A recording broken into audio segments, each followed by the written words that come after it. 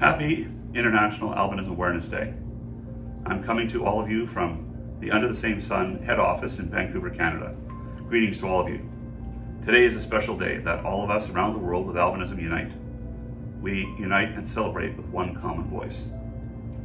But the question then gets asked, how did International Albinism Awareness Day come to be? Where did it start and when did it start? And why did it start? Well, you have to go back many years to the early years of advocacy work that Under the Same Sun was involved in at the United Nations, both in Geneva and in New York. And back in the fall of 2014, we worked with some very dedicated and passionate partners. Ambassador Yusuf of Somalia, God rest his soul, was a key partner with us in advocating in front of the relevant bodies of the United Nations to establish a day that would recognize the human rights of persons with albinism all over the world. And so in November of 2014, Albinism Day was established by the United Nations formally in their General Assembly and adopted as an international day of celebration. It was celebrated for the very first time in June of 2015. In the last 5 years, albinism groups all over the world have found unique ways to celebrate the fact that God has created us the way we are, that we have a unique contribution to make to this world, and that our rights should be the same as any other person's rights. Whether it's in Paris, Johannesburg, Dar es Salaam, Vancouver, Washington, D.C., Tokyo, it doesn't matter where. People with albinism have this day in common, where together we raise our voice, and this year, the theme has been established, we are made to shine. What's it mean for us to shine as people with albinism? And I especially address this to my brothers and sisters with albinism and those who support them. As I think about shining, I think about making a difference in society. The dream that Under the Same Sun was established on. That I have a dream one day that people with albinism will take their rightful place in every level of society, and that one day the days of discrimination will be a faint memory. I go back to my first trip to Tanzania in 2008 and our subsequent founding in 2009, and I think of all the progress that's been made in Tanzania. When I first arrived in the country, I saw my brothers and sisters in the agony of oppression. I saw them lost. I saw them in trauma and in fear. Killings and attacks against persons with albinism were all too common, not only in Tanzania, but in other countries as well. And I thought, how do I help? And as I reflected and prayed and asked God what I should do next, He asked me, Peter, go, help your brothers and sisters. And I went. In 2009, we established Under the Same Sun, and in the last 11 years, we've seen amazing progress. Our public awareness campaigns have touched every region of the country through mass media, through in-person seminars doing understanding albinism, right at the village level, educating elders, educating religious leaders, business leaders, political leaders. Everywhere we've had a chance, Under the Same Sun has not recoiled from sharing the truth about albinism. That as people with albinism, we are exactly like anybody else, with only two minor differences.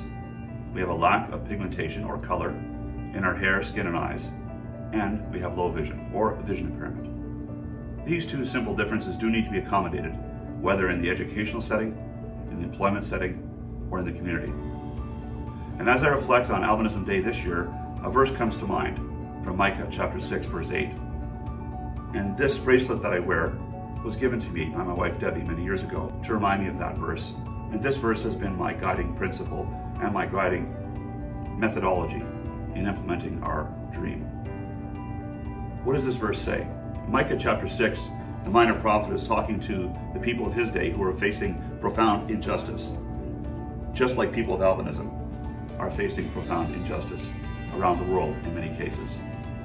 It says, seek justice, love mercy, and walk humbly with your God.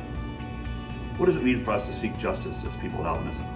It means that we seek that governments and businesses and educational institutions give us the same access as every other citizen. It means we have equal access to healthcare.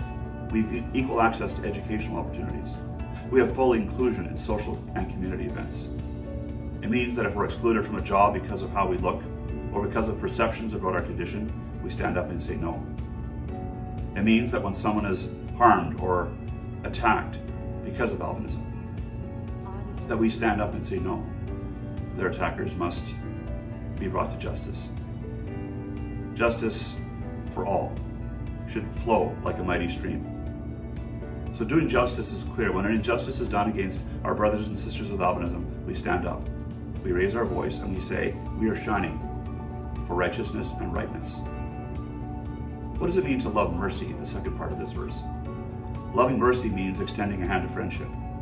So if you have a friend or a neighbor or someone in your village that has albinism and they're being neglected or excluded, extend a hand of friendship.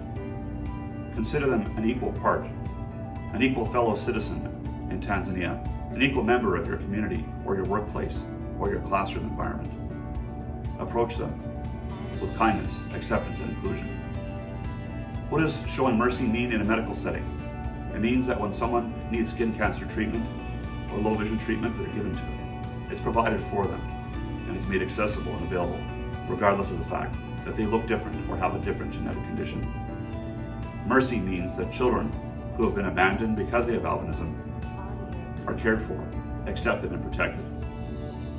Loving mercy means loving every part of your community in the same way, or as Jesus put it, to love your neighbor as yourself. And what does it mean to walk humbly with your God? Well, really, one of the ways we do that is by showing the elements of the first two.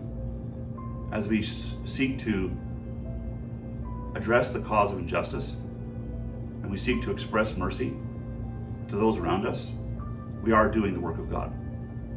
And that's been the work that Under the Same Sun has been called to. That's the work I've been called to as the founder and CEO. To give a voice for the voiceless, and to give hope to those who might not have had hope. And as we look back on 11 years of achievements in Tanzania, and indeed in Africa and around the world, I think Under the Same Sun and our team, both in Tanzania and in Canada, has a lot to be grateful for, a lot to thank God for. He's been gracious. I never would have imagined 11 years ago that we would have made the incredible progress we've made.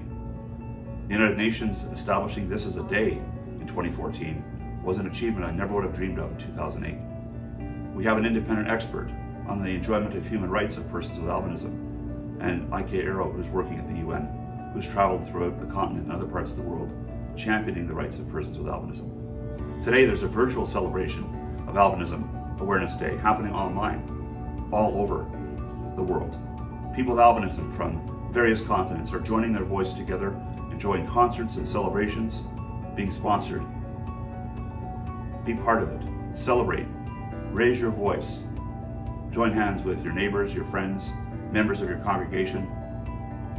Do your part in making sure that this day is not just any other day, but it's a day in which people in our culture, in our society, know that all of us are made by God to shine.